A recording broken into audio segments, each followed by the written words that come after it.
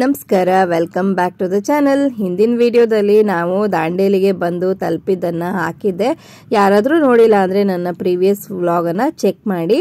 So ಈಗ ದಾಂಡೇಲಿಗೆ ಬಂದು ತಲುಪಿದಾಯಿತು. Fresh up ಎಲ್ಲ ಆದ ನಂತರ ನನ್ನ ಫೇವ್ರೆಟ್ ಕೆಲಸ ಟೆರೆಸ್ ಮೇಲೆ ಬಂದು ನಮ್ಮ ಗಿಡಗಳೆಲ್ಲ ಹೇಗಿದೆ ಅಂತ ನೋಡೋದು. ಅಪ್ಪ ಅಮ್ಮ ಇಬ್ಬರೂ ಗಿಡಗಳನ್ನು ಚೆನ್ನಾಗಿ ನೆಟ್ಟು ಅದನ್ನು ಪ್ರೀತಿಯಿಂದ ಬೆಳೆಸ್ತಾ ಇರ್ತಾರೆ. ಸೊ ಪ್ರತಿ ಸರಿ ಬಂದಾಗಲೂ ಯಾವುದಾದ್ರೂ ಒಂದು ಹೊಸ ಗಿಡ ಬಂದಿರುತ್ತೆ. ಹಾಗಾಗಿ ಅದನ್ನು ನೋಡೋದಕ್ಕೆ ನಾನು ಬಂದೆ. ಇದು ನೋಡಿ, ಇದು ಈ ಸಲದ ಹೊಸ ಎಡಿಷನ್. ಇದು ನೀರಲ್ಲಿ ಒಂದು ಗಿಡ ತಂದರೆ ಸಾಕಂತೆ ಫುಲ್ ಮಲ್ಟಿಪ್ಲೈ ಆಗಿ ಇಡೀ ಒಂದು ಆ ಬೇಸಿನ್ ಏನಿದೆ ಬೌಲ್ ಫುಲ್ ಆಗುವಷ್ಟು ಆಗುತ್ತಂತೆ. ಹಾಗೆ ಇಲ್ಲಿ ಬೇರೆ ಬೇರೆ ಗಿಡಗಳು ಕೂಡ ಹೋದ್ಸರಿ ಬಂದಿದ್ದು ಕೆಲವೊಂದಿತ್ತು, ಹಾಗೆ ಕೆಲವೊಂದು ಹೊಸ ಅಡಿಷನ್ ಆಗಿತ್ತು. ಹಾಗೆ ಇಲ್ಲಿ ನೀವು ಗಮನಿಸಬಹುದು, ಇಲ್ಲಿ ನಮ್ಮ ಮನೆಗೆ ಪೇಂಟ್ ಮಾಡೋಕ್ಕೆ ಬಳಸಿದಂಥ ಎಲ್ಲ ಬಾಸ್ಕೆಟನ್ನು ಕೂಡ ಇದನ್ನೇ ಗಿಡ ನೆಡೋದಕ್ಕೋಸ್ಕರ ರಿಯೂಸ್ ಮಾಡ್ಕೊಂಡಿದ್ದಾರೆ. ಹಾಗಾಗಿ ಇದು ಒಂಥರ ರಿಯೂಸು ಆದಾಗಾಯಿತು, ಹಾಗೆ ಹೊಸ ಒಂದು ಗಿಡಗಳನ್ನು ಬೆಳೆಸ ಹಾಗೂ ಆಯಿತು ಅಂತ ಹೇಳ್ಬೋದು. ಈ ಸಲ ಒಂದಷ್ಟು ಹರವೆ ಸೊಪ್ಪನ್ನು ಕೂಡ ಬೆಳೆಸಿದ್ದಾರೆ. ಹಾಗೆ ಮನಿ ಪ್ಲಾಂಟ್ ಕೂಡ ಚೆನ್ನಾಗಿ ಚಿಗುರ್ತಾ ಇದೆ. ಮತ್ತು ಇಲ್ಲಿ ಅಲೋವೆರಾ ಕೂಡ ಚೆನ್ನಾಗಿ ದಪ್ಪಗೆ ಬೆಳೆಯುತ್ತೆ. ನಾನು ಒಂದ್ಸಲ ಅಲೋವೆರಾ ಗಿಡವನ್ನು ತಗೊಂಡು ಬೆಂಗಳೂರಲ್ಲಿ ನೆಡೋದಕ್ಕೆ ಪ್ರಯತ್ನ ಪಟ್ಟೆ. ಬಟ್ ಅದು ಏನು ಮಾಡಿದ್ರು ದಪ್ಪಗೆ ದೊಡ್ಡಕ್ಕೆ ಆಗಲೇ ಇಲ್ಲ. ಏನಿತ್ತು ಅಷ್ಟರಲ್ಲೇ ಉಳ್ಕೊಂಡ್ಬಿಟ್ಟಿತ್ತು. ಹಾಗೆ ಇದು ನೋಡಿ, ಶಂಖಪುಷ್ಪ ಹೂವು, ಇದು ಕೂಡ ತುಂಬಾ ಮೆಡಿಸಿನಲ್ ವ್ಯಾಲ್ಯೂ ಇರುವಂಥದ್ದು. ಮತ್ತು ಇಲ್ಲಿ ಅದಲ್ಲದೇ ಹೊರಗಡೆ ರೋಡ್ ಹತ್ರ ಒಂದು ಸ್ವಲ್ಪ ಜಾಗವನ್ನು ಕಂಪೌಂಡ್ ರೀತಿಯಾಗಿ ಕಟ್ಕೊಂಡು ಅಲ್ಲೂ ಕೂಡ ಒಂದಷ್ಟು ಗಿಡಗಳನ್ನು ಬೆಳೆಸಿದ್ದಾರೆ. ಅದನ್ನು ಮತ್ತೆ ಯಾವಾಗಾದರೂ ವ್ಲಾಗ್ ಮಾಡಿ ತೋರಿಸ್ತೀನಿ. ಹಾಗೆ ನೋಡಿ, ಹರವೆ ಸೊಪ್ಪು ಚೆನ್ನಾಗಿ ಚಿಗುರಿದೆ. ಹಾಗೆ ಇದು ಏನು ಕಾಣಿಸ್ತಿದೆಯಲ್ಲ, ಇದು ಒಂದು ಮಜ್ಜಿಗೆ ಹುಲ್ಲು, ಲೆಮನ್ ಗ್ರಾಸ್ ಅಂತ ಹೇಳ್ತಾರಲ್ಲ, ಅದು ಒಂದು ಚಿಕ್ಕ ರೂಟನ್ನು ತಂದು ಹಚ್ಚಿದ್ರಂತೆ ಅಪ್ಪ ಹೇಳ್ತಿದ್ರು. ಅದು ಇವಾಗ ಸೊಕ್ಕಿ ದೊಡ್ಡ ಗಿಡವಾಗಿ ಬೆಳೆದಿದೆ. ಮತ್ತು ನಾನಿಲ್ಲಿ ಕೆಳಗೆ ಬಂದು ನೋಡಿದಾಗ ನನ್ನ ಹಸ್ಬೆಂಡ್ ಜೊತೆ ಮಕ್ಕಳಿಬ್ಬರು ಚೆಸ್ ಆಟಾಡೋದನ್ನು ಕಲ್ತ್ಕೊಳ್ತಾ ಇದ್ರು. ಇಲ್ಲಿ ಅಪ್ಪ ರಸಪೂರಿ ಮಾವಿನ ಹಣ್ಣನ್ನು ತರಿಸಿ ಇಟ್ಟಿದ್ದಾರೆ. ಹಣ್ಣಾಗಕ್ಕೆ ಅಂತ ಇಟ್ಟಿದ್ರಂತೆ. 2 ದಿನ ಆಗಿತ್ತು ತರಿಸಿ. ನೋಡಿದ ತಕ್ಷಣವೇ ಬಾಯಲ್ಲಿ ನೀರು ಬಂತು. ಇನ್ನೇನು ಮಾವಿನ ಹಣ್ಣಿನ ಸೀಸನ್ ಅಲ್ವಾ, ಪ್ರತಿದಿನ ಮಾವಿನ ಹಣ್ಣು ಬ್ಯಾಟಿಂಗ್ ಮಾಡೋದೆ. ಮಾವಿನ ಹಣ್ಣು ರಸಾಯನ, ಮಾವಿನ ಹಣ್ಣಿನ ಆಮ್ರಖಂಡು, ಮತ್ತು ಇದೇ ರೀತಿಯಾದ ರೆಸಿಪೀಸು ಇದ್ದೇ ಇರುತ್ತೆ. ಅದ್ರ ಜೊತೆಗೆ ಮಾವಿನ ಹಣ್ಣನ್ನು ಹಾಗೆ ತಿನ್ನೋದು, ಅದು ಕೂಡ ಒಂಥರ ಖುಷಿನೇ ಅಲ್ವಾ. ಸೊ ಮಕ್ಕಳು ಇಲ್ಲಿ ಬಂದರೆ ಫುಲ್ ಎಂಜಾಯ್ ಮಾಡ್ತಾರೆ, ಯಾವುದೇ ಟೆನ್ಷನ್ ಇಲ್ಲ. ಇದೆಲ್ಲ ಆದಮೇಲೆ ಸುಮಾರು ಹೊತ್ತು ನಾನು ವೀಡಿಯೋಸ್ ಏನು ಮಾಡ್ಕೊಳಕ್ಕೆ ಹೋಗಿಲ್ಲ. ಫ್ರೆಶ್ ಅಪ್ ಆಗೋದು, ಅದು ಇದು ಮಾತುಕತೆ ಆಡೋದು ಇದರಲ್ಲೇ ಸ್ಪೆಂಡ್ ಮಾಡಿದೆ. ಅದಾದಮೇಲೆ ಮಧ್ಯಾಹ್ನ ಹೊತ್ತಿಗೆ ಅಪ್ಪ ಬಾಳೆಕಾಯಿ ಇತ್ತು, ಹಾಗಾಗಿ ನಾನು ಅದರದ್ದು ಬಜ್ಜಿ ಮಾಡ್ತೀನಿ ಅಂತ ಹೇಳಿದರು. ಅಪ್ಪನ ಬಜ್ಜಿ ರೆಸಿಪಿ ಅಂತೂ ಸಿಕ್ಕಾಪಟ್ಟೆ ಚೆನ್ನಾಗಿರುತ್ತೆ. ಯಾವುದೇ ಬಜ್ಜಿ ಮಾಡಲಿ ತುಂಬಾ ಟೇಸ್ಟಿಯಾಗಿ ಕ್ರಿಸ್ಪಿಯಾಗಿ ಬರುತ್ತೆ. ಹಾಗಾಗಿ ನಮಗೆಲ್ಲ ತುಂಬಾ ಇಷ್ಟ. ಮತ್ತು ಯಾರೇ ಗೆಸ್ಟ್ ಬರಲಿ ನಮ್ಮ ಮನೆಗೆ, ಅಮ್ಮಂದು ಎಲ್ಲ ಅಡುಗೆ ಆದಮೇಲೆ ಲಾಸ್ಟಿಗೆ ಅಪ್ಪ ಬಂದು ನಾನು ಬಜ್ಜಿ ಮಾಡ್ತೀನಿ ಅಂತ ಬಂದು ಅವರು ಬಜ್ಜಿ ಮಾಡ್ತಾರೆ. ಅಪ್ಪ ಅಂತೂ ಕುಕಿಂಗ್ ಎಕ್ಸ್ಪರ್ಟೇ, ಅವರು ಪ್ರೊಫೆಷ್ನಲ್ ಶೆಫ್ ಕೂಡ ಅಲ್ವಾ. ಹಾಗಾಗಿ ಅವ್ರು ಏನು ಮಾಡಿದ್ರು ಟೇಸ್ಟಿ ಇರುತ್ತೆ ಮತ್ತು ನಮಗೆಲ್ರಿಗೂ ತುಂಬಾ ಇಷ್ಟ. ಹಾಗೆ ಇದು ನೋಡಿ, ನಾವು ಚಿಕ್ಕವರಿದ್ದಾಗ ಆಡ್ತಿದ್ದಂಥ ಎಲ್ಲ ಸ್ನೇಕ್ ಆ್ಯಂಡ್ ಲ್ಯಾಡರ್ಸ್ ಇರ್ಬೋದು, ಚೆಸ್ ಬೋರ್ಡ್ ಇರ್ಬೋದು, ಕ್ಯಾರಮ್ ಬೋರ್ಡ್ ಎಲ್ಲ ಮಕ್ಕಳು ತಿಕ್ಕೊಂಡಿದ್ದಾರೆ. ನನ್ನ ಹಸ್ಬೆಂಡ್ಗೆ ಆಶ್ಚರ್ಯ ಆಯಿತು, ಅಯ್ಯೋ ಆ ಕಾಲದ ಇನ್ನೂ ಇಷ್ಟು ಸೇಫಾಗಿ ಚೆನ್ನಾಗಿ ಇಟ್ಟಿದ್ದೀರಲ್ಲ ಅಂತ ಅವ್ರ ಅತ್ತೆ ಹತ್ರ ಹೇಳ್ತಾ ಇದ್ರು. ನಾನಿಲ್ಲಿ ಒಳಗಡೆ ಅಮ್ಮನ ಅಡುಗೆ ಎಲ್ಲ ಮುಗ್ದಿತ್ತು. ಹಾಗಾಗಿ ಅಪ್ಪ ಇಲ್ಲಿ ತಾನು ಬಜ್ಜಿ ಮಾಡ್ತೀನಿ ಅಂತ ಬಂದಿದ್ರಲ್ಲ, ಸ್ವಲ್ಪನೇ ರೆಸಿಪೀಸನ್ನು ರೆಕಾರ್ಡ್ ಮಾಡಿಕೊಂಡೆ. ಅವರಿಗೆ ನೀಟಾಗಿ ರೆಸಿಪಿ ರೀತಿಯಾಗಿ ಎಲ್ಲ ತೋರ್ಸೋಕ್ಕಾಗೋದಿಲ್ಲ, ಅವರು ಫಾಸ್ಟಾಗಿ ಮಾಡ್ತಾರೆ ಸ್ವಲ್ಪ ಕೆಲಸಗಳನ್ನು. ಹಾಗಾಗಿ ನಂಗೆ ಆದಷ್ಟು ಇಲ್ಲಿ ರೆಕಾರ್ಡ್ ಮಾಡ್ಕೊಂಡಿದ್ದೀನಿ. ಮೆಷರ್ಮೆಂಟ್ ಎಲ್ಲ ನೀಟಾಗಿ ನನಗೆ ಹೇಳೋಕ್ಕೆ ಸಾಧ್ಯ ಆಗ್ತಿಲ್ಲ. ಇಲ್ಲಿ ಅವರಲ್ಲಿ ಉಪ್ಪು, ಅಡುಗೆ ಸೋಡಾ, ಹಾಗೆ ಜೀರಿಗೆ, ಓಂಕಾಳು, ನೀರು, ಸ್ವಲ್ಪ ಎಣ್ಣೆ ಮತ್ತು ಹಿಂಗನ್ನು ಸ್ವಲ್ಪ ಜಾಸ್ತಿ ಬಳಸ್ತಾರೆ. ಅದರಿಂದಾಗಿ ಕೂಡ ಒಳ್ಳೆ ಫ್ಲೇವರ್ ಆ್ಯಡ್ ಆಗುತ್ತೆ.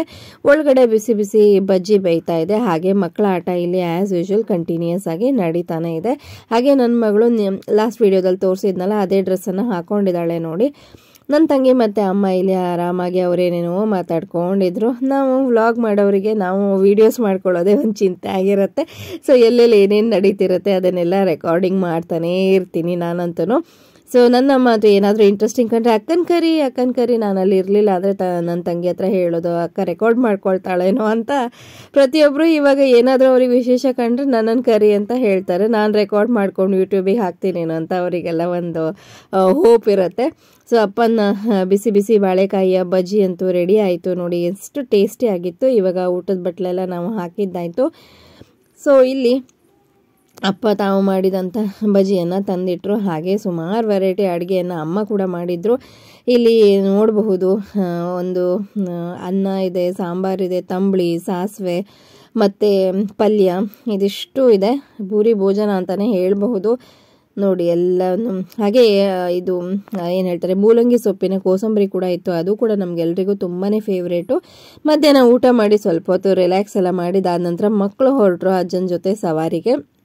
ಪ್ರತಿ ಸರಿ ನಾವು ಬೆಂಗಳೂರಿಂದ ಬಂದಾಗಲೂ ಅಷ್ಟೇನೆ ಬೆಳಗ್ಗೆ ಒಂದ್ಸಲ ಹಾಗೆ ಸಂಜೆ ಒಂದ್ಸಲ ಅಜ್ಜನ ಜೊತೆ ಈ ರೀತಿಯಾಗಿ ಸವಾರಿಗೆ ಹೋಗಬೇಕು. ಅವರಿಗೆ ಏನು ಮಾಡಿಲ್ಲ ಅಂದರೂ ಓಕೆ, ಪ್ರತಿ ಸಲ ಈ ರೀತಿಯಾಗಿ ಅವ್ರಿಗೊಂದು ರೌಂಡ್ ಓಡಾಡ್ಸ್ಕೊಂಡು ಬರಬೇಕು.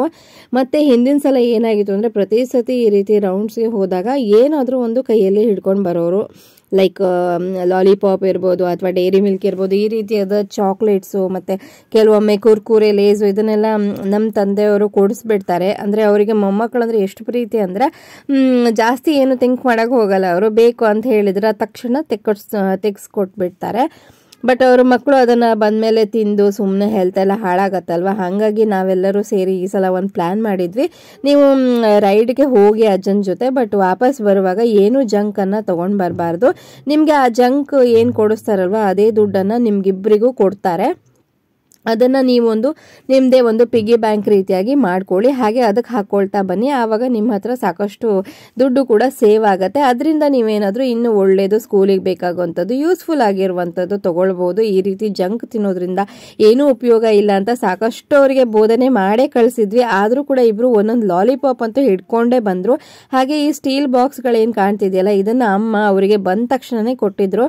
ಈ ಒಂದು ಬಾಕ್ಸನ್ನು ನೀವು ಮಾಡ್ಕೊಳ್ಳಿ, ಆ ಜಂಕನ್ನು ತಗೊಳ್ಳೋ ಬದಲು ಅದೇ ದುಡ್ಡನ್ನು ಅಜ್ಜನ ಹತ್ರ ಇಸ್ಕೊಂಡು ನೀವು ಒಟ್ಟು ಹಾಕ್ಕೊಳ್ಳಿ, ನಿಮಗೆ ಆಗತ್ತೆ ಅಂತ ಹೇಳಿದ್ವಲ್ಲ. ಹಾಗಾಗಿ ಅಜ್ಜ ಏನೋ ಲಾಲಿಪಾಪ್ ಏನೋ ಕೊಡಿಸ್ಬಿಟ್ಟಿದ್ದಾರೆ. ಈಗ ಅಜ್ಜಿ ಪಿಗ್ಗಿ ಬ್ಯಾಂಕನ್ನು ಕೊಟ್ಟರು. ಅಜ್ಜಿ ಗೊತ್ತಿರಲಿಲ್ಲ ಲಾಲಿಪಾಪ್ ಬಂದಿದೆ ಅಂತ ಹೇಳಿ, ಈಗ ಇದರಲ್ಲಿ ದುಡ್ಡು ಇಸ್ಕೊಳ್ಳಿ ಅಂತ ಹೇಳಿ.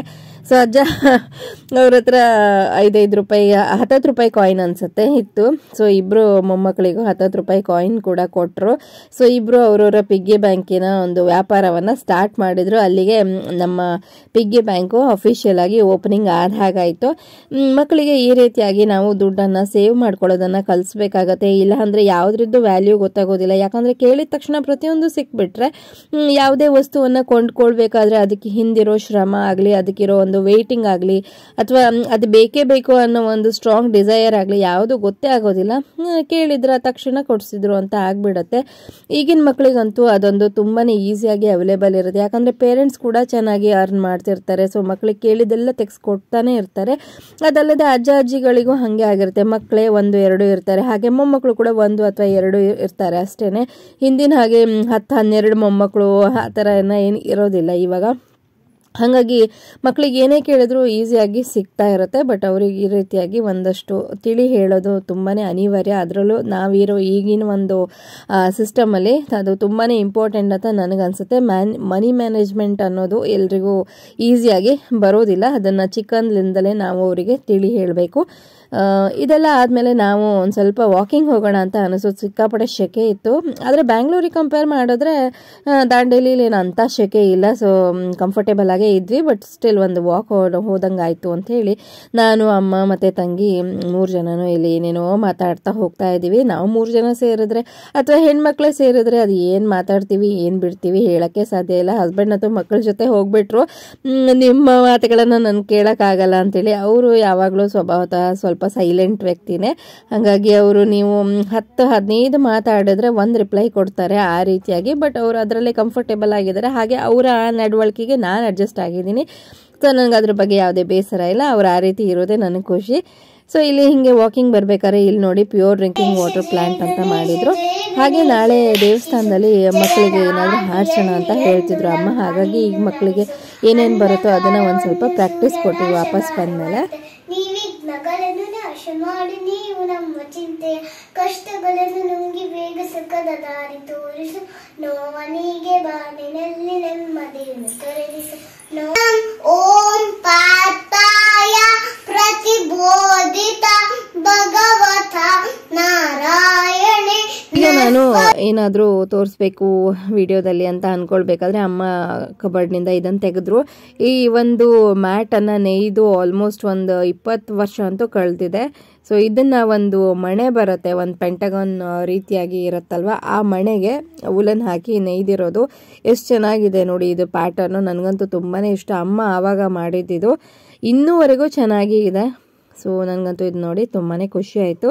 ಸೊ ಇನ್ನೂ ಜಾಸ್ತಿ ವ್ಲಾಗ್ಸು ಬರೋದಿದೆ. ನಾನು ಅಮ್ಮನ ಮನೇಲಿ ಇದ್ದೀನಲ್ವ, ಹಾಗಾಗಿ ಕಂಟೆಂಟ್ಗೆ ಏನೂ ಕೊರತೆ ಇರೋದಿಲ್ಲ. ನೀವು ಕೂಡ ಬೇಗ ಸಬ್ಸ್ಕ್ರೈಬ್ ಮಾಡಿಕೊಂಡು ಸಪೋರ್ಟ್ ಮಾಡಿ ಅಂತ ಕೇಳ್ಕೊಳ್ತೀನಿ. ಯಾವುದಾದ್ರೂ ಹಬ್ಬ ಹರಿದಿನ ಇರುವಾಗ ಒಂದು ಸ್ಟೂಲ್ ಇಟ್ಬಿಟ್ಟು ಅದ್ರ ಮೇಲೆ ಅಗರಬತ್ತಿಯನ್ನೆಲ್ಲ ಇಡ್ತಾರಲ್ವ, ಆ ರೀತಿಯಾದ ಕಾರ್ಯಕ್ರಮಗಳಿಗೆ ಇದು ತುಂಬಾ ಬಳಕೆ ಆಗಿದೆ. ಆ ಒಂದು ಸ್ಟೂಲನ್ನು ಹಾಗೆ ಇಡೋ ಬದಲು ಅದ್ರ ಮೇಲೆ ಈ ರೀತಿ ಮ್ಯಾಟ್ ಹಾಸಿ ಇಡ್ತಿದ್ರು.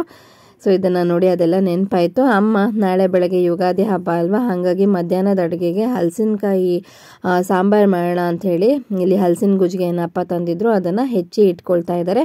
ಹೆಚ್ಚು ಕೆಲಸ ಒಂದು ಮುಗಿದ್ಬಿಟ್ರೆ ಆಮೇಲೆ ಈಸಿಯಾಗಿ ಹೋಳನ್ನು ಬೇಯಿಸ್ಕೊಳ್ಬಹುದು ಅಂಥೇಳಿ. ಸೊ ಇದಾಗಿತ್ತು ಇವತ್ತಿನ ವ್ಲಾಗ್ ನಿಮ್ಗೆಲ್ರಿಗೂ ಇಷ್ಟ ಆಯಿತು ಅಂತ ನಾನು ಭಾವಿಸ್ತಾ ಇದ್ದೀನಿ. ಇಷ್ಟ ಆಗಿದ್ದಲ್ಲಿ ಲೈಕ್, ಶೇರ್, ಕಮೆಂಟ್ ಮಾಡ್ಕೊಳ್ಳಿ. ಹಾಗೆ ನಮ್ಮ ಚಾನಲನ್ನು ಸಬ್ಸ್ಕ್ರೈಬ್ ಮಾಡಿ ಸಪೋರ್ಟ್ ಮಾಡಿ ಅಂತ ಹೇಳ್ತಾ ಇನ್ನೊಂದು ಹೊಸ ವ್ಲಾಗ್ನೊಂದಿಗೆ ಭೇಟಿಯಾಗೋಣ. ಅಲ್ಲಿವರೆಗೂ ಎಲ್ರಿಗೂ ಧನ್ಯವಾದಗಳು. Take care and bye.